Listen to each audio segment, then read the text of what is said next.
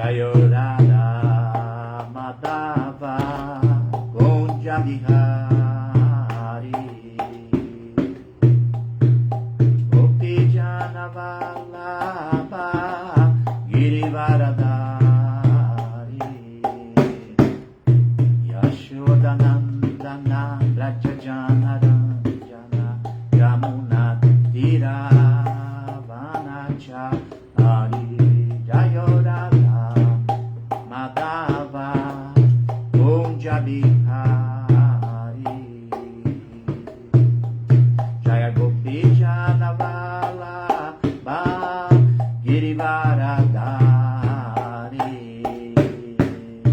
Yashodanandana Braja Jana Ranjana Yamuna Tira Vanachari Yamuna Tira Vanachari Jayorada Madhava Gonja Bihari Jayorada Madhava Gonja Bihari.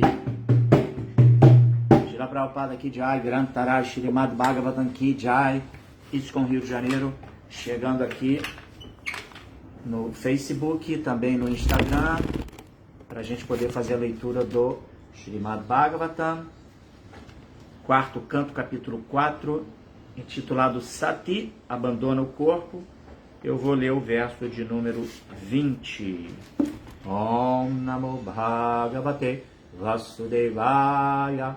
Om Namo Bhagavate Vasudevaya. Om Namo Bhagavate Vasudevaya.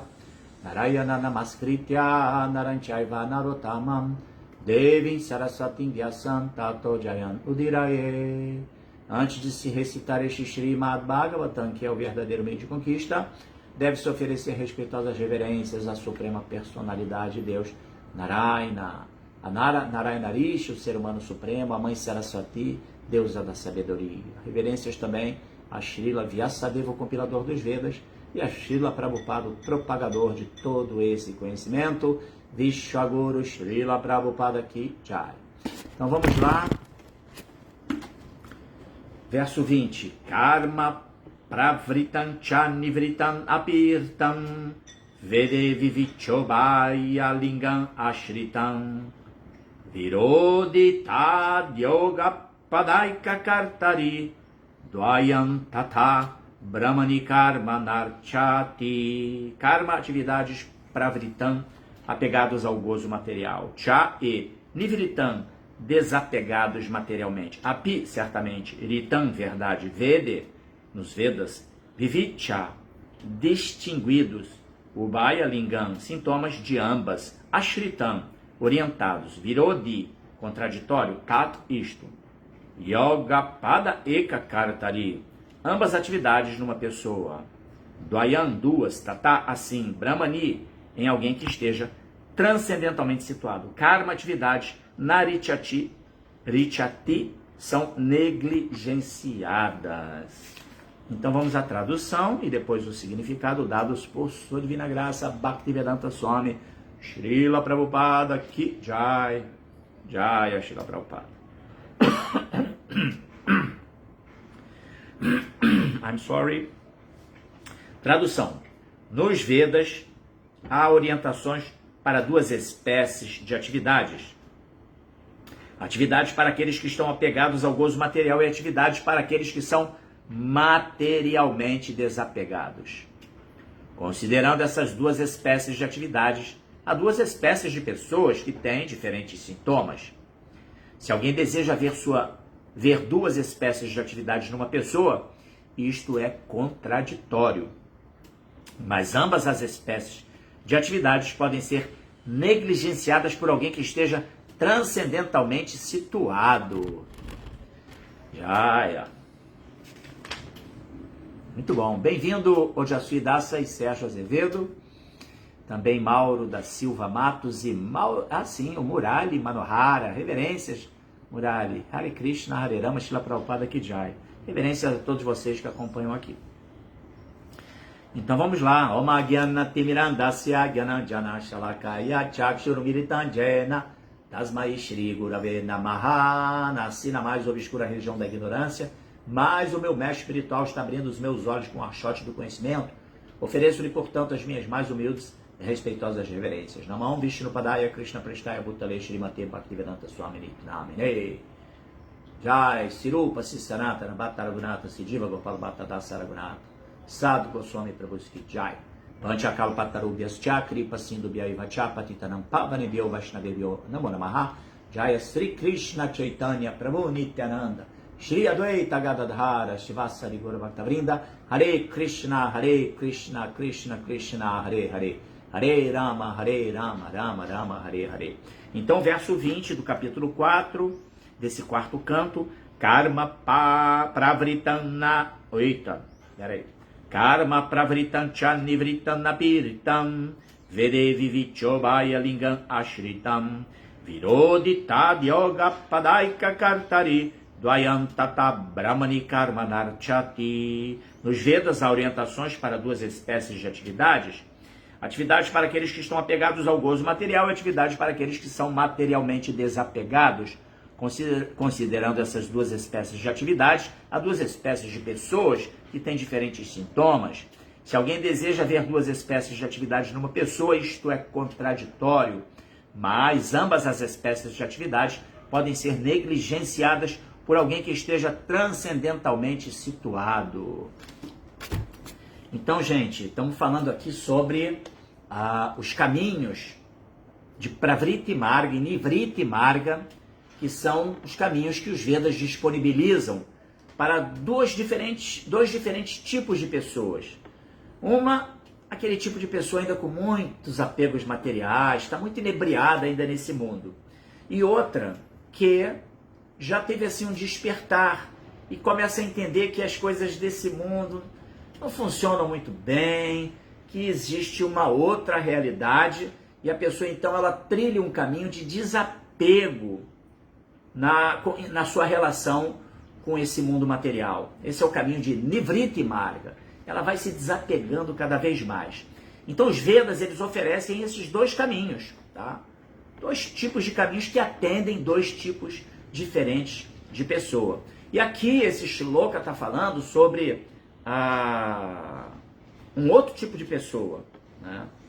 Que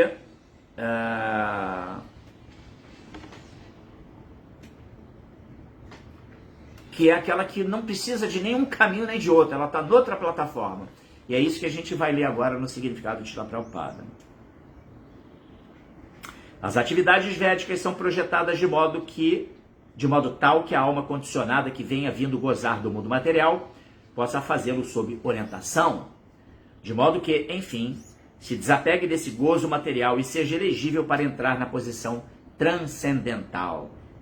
As 4 diferentes ordens sociais, Brahmacharya, Grihastha, Vanaprastha e Sannyasa, gradualmente treinam uma pessoa a chegar à plataforma de vida transcendental. As atividades e vestuário de um Grihastha, ou chefe de família, são diferentes dos de um Sannyasi, aquele que pertence à ordem de vida renunciada. É impossível que alguém adote ambas as ordens. O Sannyasi não pode agir como chefe de família, tampouco o chefe de família age como sannyasi. Mas acima dessas duas espécies de pessoas, a que se ocupa em atividades materiais e a que renunciou às atividades materiais, há a pessoa que é transcendental a ambas. O Sr. Shiva está na posição transcendental porque, como se afirmou antes, está sempre absorto, pensando no Sr. Vasudeva internamente. Portanto, nem as atividades do Grihastha, nem as do Sannyasi na ordem renunciada podem ser aplicáveis a ele. Ele está na fase Paramahamsa, a fase de perfeição máxima da vida. A posição transcendental do Sr. Shiva também é explicada no Bhagavad Gita 2.52-53. Afirma-se lá que quando alguém se ocupa plenamente no transcendental serviço ao Senhor, executando atividades sem resultados frutivos, ele se eleva à posição transcendental. Nessa altura, ele não tem obrigação de seguir os preceitos védicos ou as diferentes regras e regulações dos Vedas.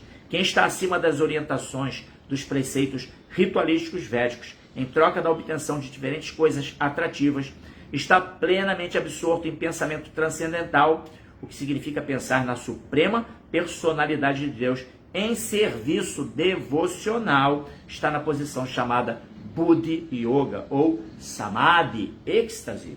Para uma pessoa que tem atingido esta fase, nem as atividades védicas para se obter gozo material, nem as que visam a renúncia, são aplicáveis. Já, Srila Prabhupada, eu já fiz as oblações ao Guru Parampará, aos devotos a Krishna, pedindo permissão para fazer então algum comentário aqui, e também, claro, lembrando que é muito bom que você também traga suas percepções para o debate, de modo que a gente possa expandir nosso campo de percepção acerca desses pontos filosóficos abordados aqui nesse Shloka e nesse significado Bhaktivedanta do nosso Vishwaguru Srila Prabhupada. Então, vamos lá, conforme eu já fiz um preâmbulo, temos aqui uma situação que demonstra que os Vedas eles oferecem dois caminhos distintos para dois tipos diferentes de pessoas. Tá? Caminho de Pravriti Marga, com assim, diferentes tipos de atividades ritualísticas em que se almeja desenvolver-se dentro da seara do mundo material e gradualmente ir elevando a consciência. Tá? A pessoa ela executa atividades ritualísticas para conforto, para desenvolvimento econômico, para a sua saúde, enfim. E isso leva ela até, no ciclo de nascimentos e mortes, no samsara, a ir alcançando planetas mais elevados dentro da dinâmica existencial dos diferentes universos em diferentes estágios, status de consciência, né? Planetas mais elevados, planetas celestiais. Mas tem um caminho de Nivriti Marga. Esse já vai ser assim mais apropriado para uma pessoa que já entendeu que esse mundo não é um local, como o Prabhupada falava, o mundo material não é um local para damas e cavalheiros. Prabhupada muito assim espirituoso e sempre muito assertivo, né? É um local muito estranho, muito complexo para a alma espiritual. Então essas experiências no mundo material, elas são assim, é um perigo a cada passo, como Krishna fala no Bhagavad Gita, né?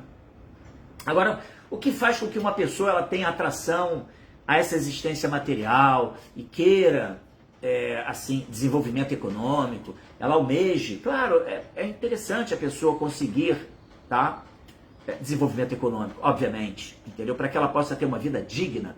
Porém, existem muitos riscos de quando a pessoa ela se desenvolve economicamente nesse mundo, na medida em que ela pode ficar completamente inebriada, achando-se a causa, né, da sua boa fortuna, não entendendo o que está por trás de tudo isso, a lei do karma, atividades pregressas, o controle absoluto dos gunas, né, o controle que os gunas exercem nesse plano de existência material e que, em última análise, está tudo sob o controle de Deus, não é verdade?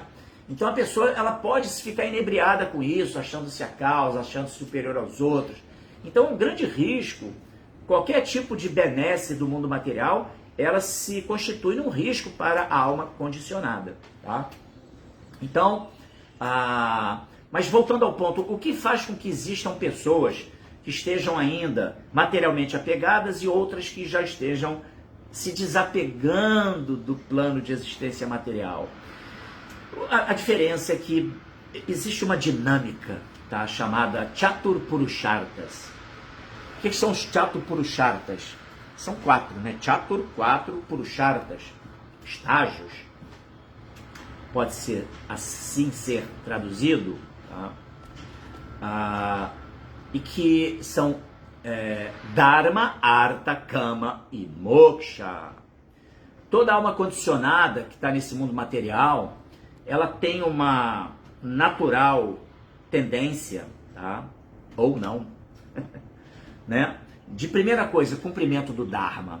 Ela entender, porque a vida ela não é uma vida para ser exercida basicamente com as distrações que o mundo oferece.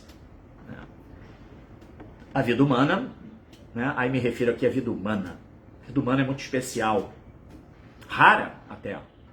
Segundo os Vedas, existem 8.400.000 espécies de vida.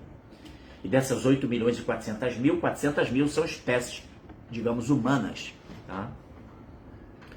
Não é em número, não, é em tipo de espécie. Né? Assim como nesse planeta nós temos o oriental, né, que é chamado de pele amarela, aí tem o branco caucasiano, aí tem o índio, tem o pigmeu, tem o negro, e aí vai, tem, já são, aí só eu falei em 5 espécies. Mas existem, claro, bilhões de universos, existem outras diferentes espécies humanas também, que totalizam 400.000, tá? Então essa vida é muito rara, então a gente não deve desperdiçar a vida com as distrações do mundo. A vida se destina à execução de deveres sagrados, sacrifícios, entendeu? Sacrifícios perante Deus. A gente tem que fazer com que a nossa vida ela esteja alicerçada na vontade de Deus. Esse é o preceito de toda a escritura espiritual, Bíblia, Alcorão, e aí vai, né?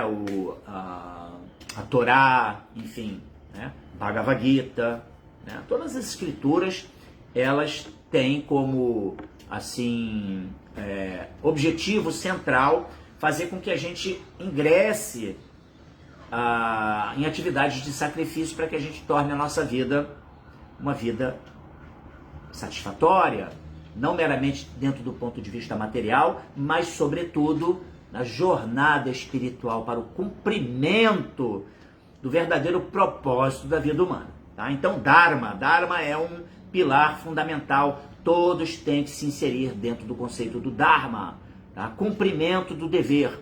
E esse cumprimento do dever, ele se aplica tanto sob o ponto de vista material, tá? Ou seja, se você é pai, você tem que ser um bom pai. Se você é filho, você tem que ser um bom filho. Se você é um professor, você tem que dar o melhor de si para seus alunos. E assim por diante.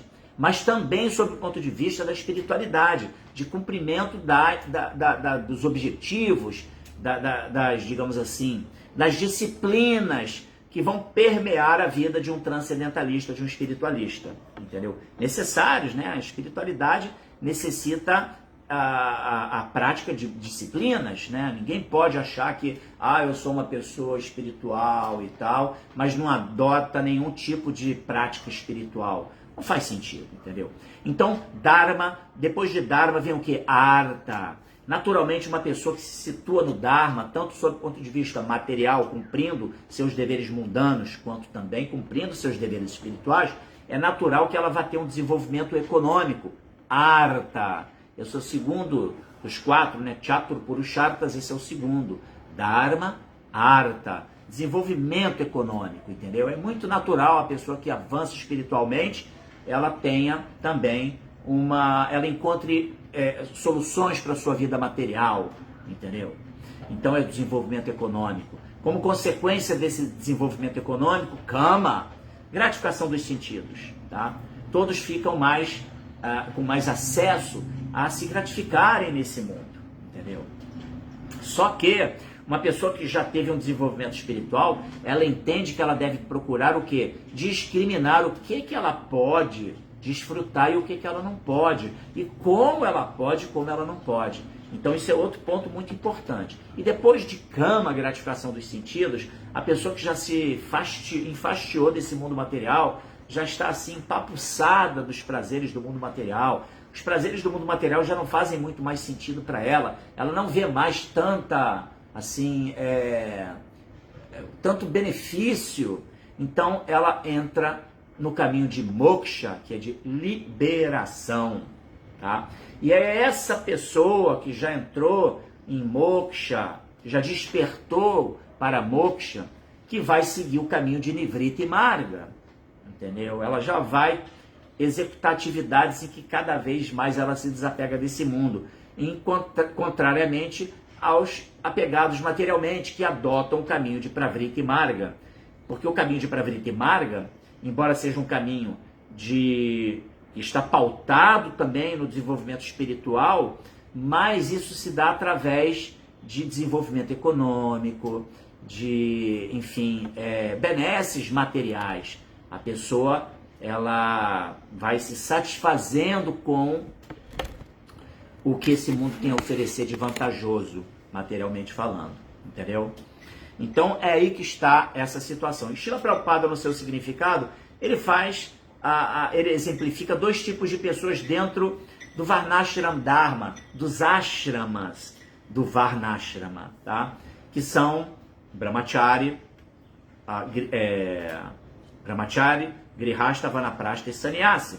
E ele se refere especificamente ao Grihasta, porque o Grihasta, como ele constitui família, ele obrigatoriamente ele precisa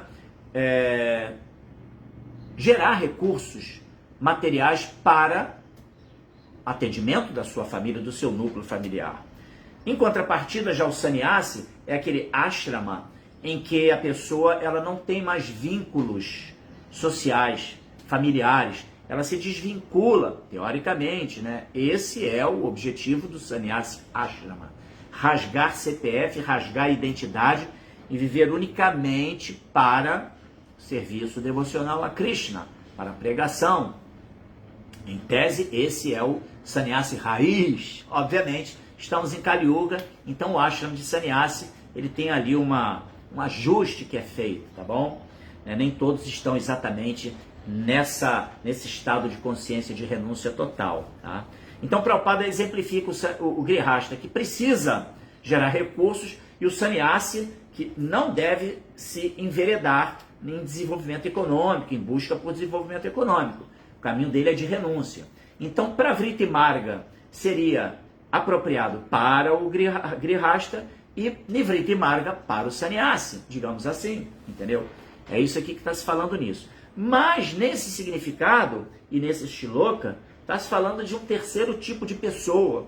Uma pessoa que, na verdade, ela não precisa nem do Pravriti Marga, do caminho de desenvolvimento através de atividades ritualísticas, e nem de Nivriti Marga, que é um caminho de renúncia. Por quê? Porque ela já está situada numa plataforma chamada Paramahamsa, ou seja, ele já está absolutamente focado, apegado em servir o Senhor Supremo. Tá? Aí o significado de Prabhupada, ele dá o exemplo do Senhor Shiva, que é uma alma, tá? Não é uma Diva Tattva, já falamos aqui sobre isso, é uma Rudra Tattva, ou Shiva Tattva, que é completamente diferente das Diva Tattvas, como nós, por exemplo, que nos submetemos a variantes nesse mundo material, que podemos ficar influenciados por Mahamaya ou por Yogamaya, né? Não, o Sr. Shiva ele é completamente transcendental e ele é um tipo de Paramahamsa, tá? A gente também tem vários outros, o Srimad Bhagavatam, ele exemplifica outros Paramahamsas também, e tem um assim muito notório, que a gente conhece muito bem, que é Jada Bharata. Jada Bharata, que nada mais nada menos que é o Bharata Maharaja, né? Quem lembra, né? A Bharata, o Jaci trouxe aqui uma questão, vamos falar sobre isso. Bharata Maharaja, ele, depois de cumprir com o exercício do reinado, né, ele já foi se refugiando, era um devoto muito proeminente, foi se refugiar na floresta para poder exatamente, né, começar o caminho da renúncia, e em dado momento, ele em meditação, ele viu uma corça fugindo de um leão, de um tigre, né? E no que ela estava fugindo, ela adentrou no rio, e nesse momento, naquele ímpeto de se salvar, ela acabou expelindo, né, um filhote. Tinha ali um filhote que estava para nascer, ela estava grávida, estava prenha, né? E aí naquele momento, naquele impulso que ela se jogou no rio, ela expeliu o seu filhote de corça. E aí Bharata Maharaj, percebendo aquele alvoroço, ele despertou, né, para o que estava acontecendo, e a corçazinha ela estava sendo levada pela corredeira do rio, e naturalmente, sem a presença da sua mãe para protegê-la, e sendo levada pela corredeira do rio, ela naturalmente iria morrer, né? E ele foi então e socorreu aquela corça, e começou a cuidar dessa corça, né? Se sentiu ali, porque a mãe corça foi embora, né? Foi-se embora. naquele susto, né, de salvar sua vida.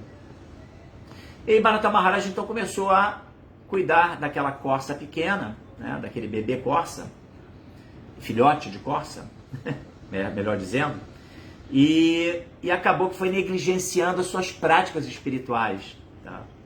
E até que em dado momento ele abandonou o corpo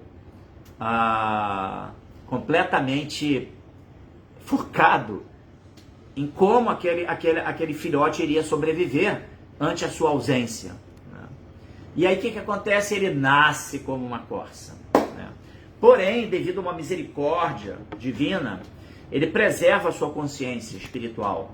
Embora estivesse num corpo de corça, ele estava ainda assim muito lúcido espiritualmente falando, lúcido em relação ao que é esse mundo material.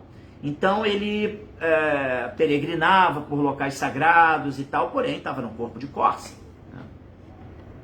E aí ele cumpre esse estágio de vida nessa condição, né, kármica pela qual ele foi submetido, e nasce novamente, só que ele nasce como Jadabharata. E ele opta por, de maneira nenhuma, interagir com esse mundo e se comporta como um avaduta, uma pessoa assim completamente fora dos padrões sociais, entendeu? E aí tem um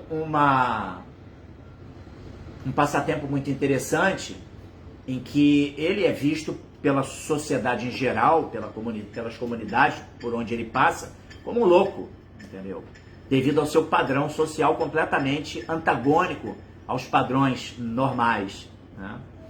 E ele é xingado, ele é agredido, mas ele está ali na sua retidão, não fala nada, e todo mundo acha que ele é mudo, que ele não sabe nem falar, que ele não sabe se comportar, mas ele está completamente em consciência interna, se protegendo depois do que ele passou, né, de perder, né, o status de vida humana e nascer no corpo de uma corça. Ele falou: eu não quero mais entrar nas relações com esse mundo não, e ficou nesse estado de consciência interna, entendeu? E aí tem um passatempo em que ele encontra com... ele está assim, perambulando por uma localidade e vem passando um rei. O Jassu aqui menciona se ele... se Bharata Maharaj foi filho de Rishabhadeva. Eu não sei se o Rishabhadeva foi o rei que estava passando pelo palanquim, agora não me recordo o nome, tá? Porque um rei está sendo transportado no palanquim e um dos seus servos se acidenta.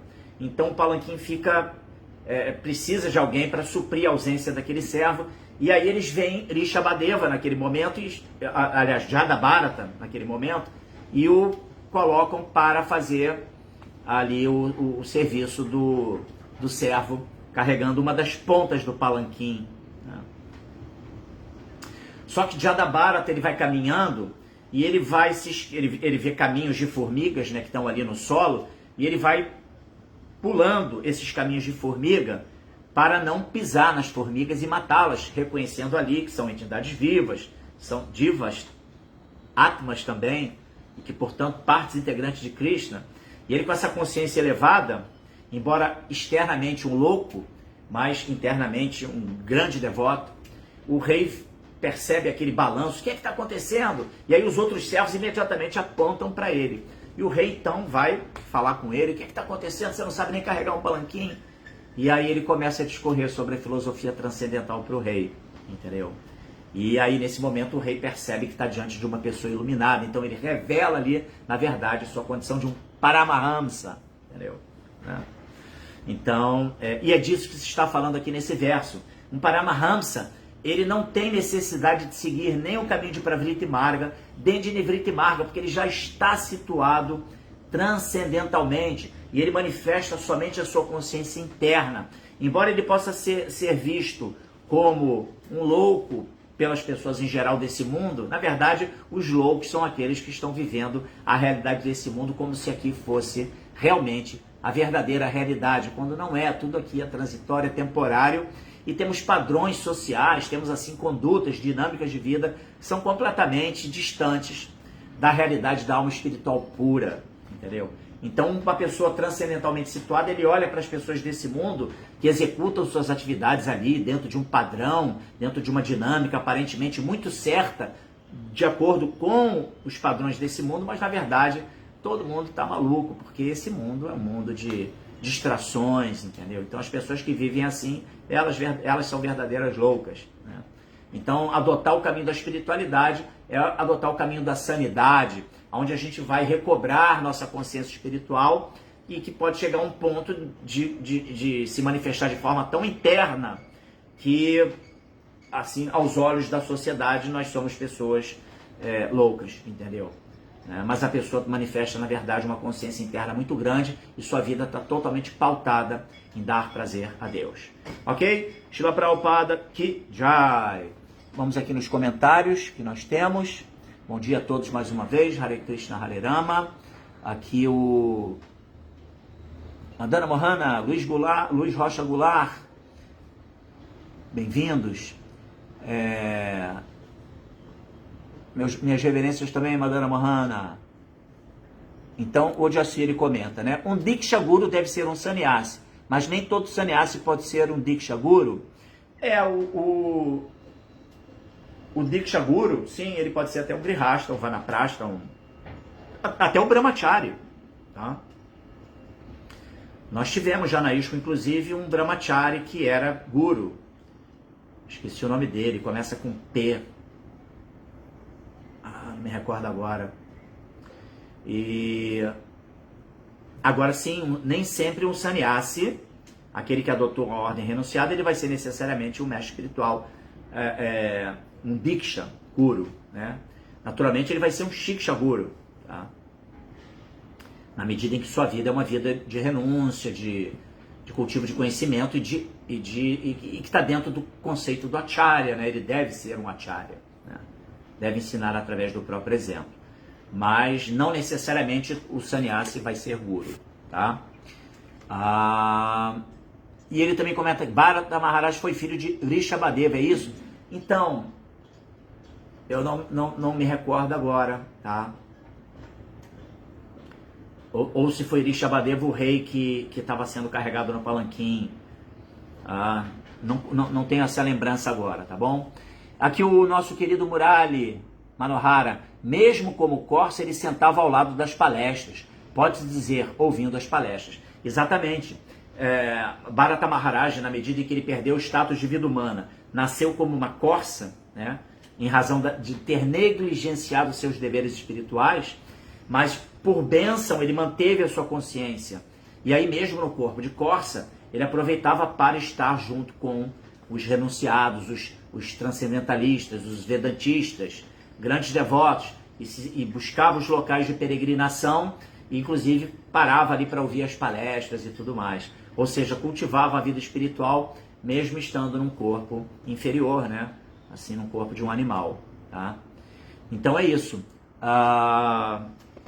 Mais algum comentário, gente? Me parece que...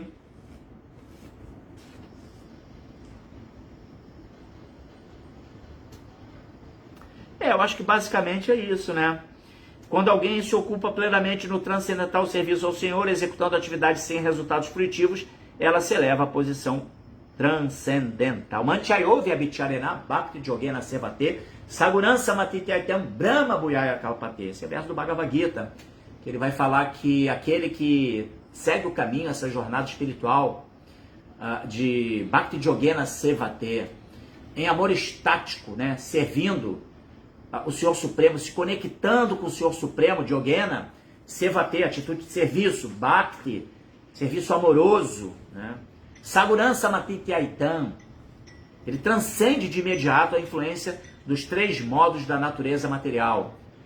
Brahma Bhuyaya Kalpate, e vai atingir então a posição Brahma Bhuyaya, o status espiritual. A pessoa se identifica como alma, ela entende que ela não é um corpo que tem uma alma, uma coisa assim meio subjetiva, meio enevoada. Não, ele entende, eu sou uma alma que estou corporificado. A minha natureza é alma espiritual, alma, espírito, diva, atma, enfim. É isso, né? Centelha viva. E aí ela se situa através de práticas de disciplina transcende a influência dos modos da natureza material e se estabelece em consciência, tá? Uma vez se estabelecendo nessa consciência, aí vem um verso também, que é meio que um complemento, eles não são versos, um é do capítulo 14 ou 4, e o outro é do capítulo 18, esse que eu vou falar agora, que ele fala assim, o 18:54, ele fala, Brahma Bhuta Prasanatma, Na Shochati Nakankshati, Sama Sarveshu Bhuteshu Mad Bhaktin Labate Param. Esse verso ele fala que aquele que se situou transcendentalmente, né? O primeiro verso que eu citei, ele fala Brahma Bhuyaya Kalapate, alcança a posição de Brahma espiritual, Bhuyaya Kalapate, né? A pessoa se situa transcendentalmente. E esse está falando Brahma Bhuta Prasanatma, a pessoa que se situa na posição de Brahma Bhuta, ou seja, se situa transcendentalmente, ela prasanatma, ela fica ali autossatisfeita, ela encontra o prazer dentro de si. Né? Brahma Bhuta nashochati nakankshati, ela passa a ter uma vida na qual ela não se lamenta por nada, nem fica buscando kankshati, desenvolvimento econômico. Ela se satisfaz com o que ela tem. Ela não tem o desenvolvimento econômico como assim um objetivo de vida, tá? Ela se satisfaz, se resigna com o que tem e vive dentro de valores e princípios espirituais, entendeu? É até por isso que se faz muito a correlação da pobreza com espiritualidade, o que não é algo obrigatório, tá? A pobreza, na verdade, é a pessoa entender que ela não tem nada. Por exemplo, dentro do conceito cristão, é muito comum isso. Pobreza, pessoa pobre. Aí a pessoa, para ser espiritualista, ela tem que ser pobre. Não, é pobre no sentido de consciência, de que ela sabe que ela não tem nada, porque nada lhe pertence. Então ela se julga pobre, materialmente falando, porque ela sabe, nada é meu, nem esse corpo me pertence, entendeu? Então, a pessoa, voltando ao verso, né? Então a pessoa não se lamenta por nada, nem na shochati, na kankshati, também nem fica buscando desenvolvimento econômico, tá? E aí, sama sarveshu bhuteshu, ela se torna um bem-querente de todas as entidades vivas, tá? Assim como a Jadabharata, que estava caminhando, levando o rei no palanquim, mas ele não podia pisar nas formigas, porque ele falou, não posso matar essas formigas que estão aí executando o seu trabalho, estão aí na sua seara de vida. E aí ele desviava das formigas, causando transtorno para o rei no seu palanquim. Mas por que ele caminhava dessa maneira? Ele não ia pisar nas formigas, porque ele via ali também o quê? A centelha viva que habita o corpo de uma formiga. Então, assim, somente com essa visão transcendental, vendo além de corpos, é que alguém pode efetivamente desenvolver amor ao próximo, né? Somente enxergando que ali naquele corpo tem uma alma também. E nesse estado de consciência, né, a pessoa então ele vai ser um bem-querente de todas as entidades vivas, tá? E aí no final, Mad Bhaktin, aí que vem a cereja do bolo. Aí Krishna fala, em tal estado de consciência, essa pessoa vai alcançar a minha Bhakti, entendeu? Ela vai se credenciar a de fato desenvolver atração pelo serviço devocional amoroso a Deus, entendeu? É isso que esse verso está falando, e é esse o que um estado de Paramahamsa conduz a pessoa, né? Na verdade, a pessoa é conduzida a esse estado de consciência, se situa no estado de Paramahamsa, e que estado é esse? Total absorção no serviço a Deus para cumprir a vontade de Deus. Shila Prabhupada aqui, Jai, muito obrigado a vocês por estarem aqui, pelos comentários. Eu vou aqui finalizando. Temos aqui ainda o Ojasvi. A respeito do serviço devocional, pergunta: austeridade, caridade e penitência são ações que, quando devotadas a Sri Krishna, purificam até os mais elevados devotos. Bhagavad Gita 7.16.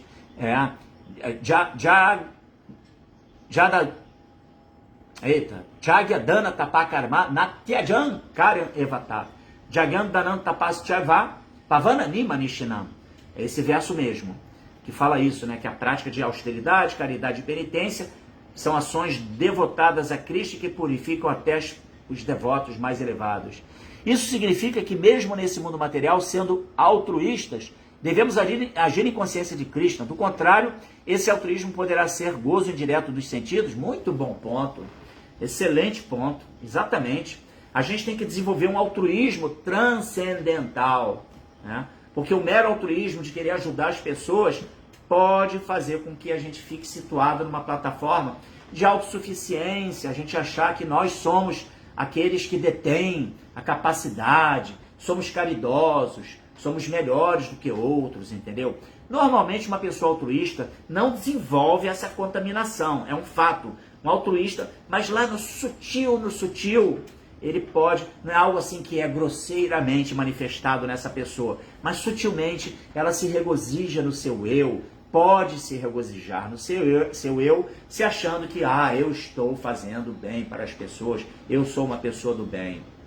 De fato é, mas na verdade o verdadeiro altruísmo não é aquele que você ajuda a pessoa a comer, dormir, viver materialmente, com vestes limpas e, enfim, isso você está ajudando meramente o corpo da pessoa, né? A verdadeira ajuda é você dar a ela capacidade de autogestão através do conhecimento espiritual, do conhecimento transcendental, entendeu? Verdadeira ajuda é situar a pessoa, permitir, né, ajudar para que a pessoa se situe no eu verdadeiro, transcendental, e não, assim, lapidar o seu personagem material, né? E aí viver meramente dentro de valores e princípios dignos, mas qual é o objetivo de tudo isso, entendeu? Vida humana se destina a autorrealização, né?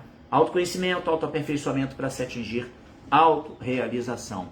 Muito bom ponto, tá? Muito bom ponto, Jaci. Você sempre traz assim questões que são muito pertinentes e que agregam muito aqui no que foi lido, tá bom? Acho que podemos ficar por aqui, né? Dou-lhe uma, dou-lhe duas. A Sandra Lobão entrou. Eu estou acabando aqui a leitura de hoje, Sandra. Você, a Cia Arias. Paulinho também aqui se conectou. Hare Krishna, Hare Rama. Paulinho, que é um grande amigo de décadas e décadas e décadas, né? E que é interessante porque tanto ele quanto eu, embora estivemos por muito tempo assim não conectados como estivemos na nossa adolescência e na nossa juventude, depois a vida nos distanciou, natural, mas há pouco tempo atrás nós tivemos uma reconexão e pude observar o quanto ele avançou espiritualmente no seu cultivo, na sua busca. Muito legal isso, né? É bem isso aqui que está atrelado ao que foi lido, aos 2 versos que eu citei do Bhagavad Gita, né? Da pessoa se situar na plataforma transcendental e tal, para poder alcançar a Bhakti, a Krishna, não é isso? Ô Jaci, finalizando aqui, né, ô Jaci? Haribo, Jaci, muito obrigado. Fico muito agradecido aí por sua participação, tá bom? Hare Krishna, Hare Rama.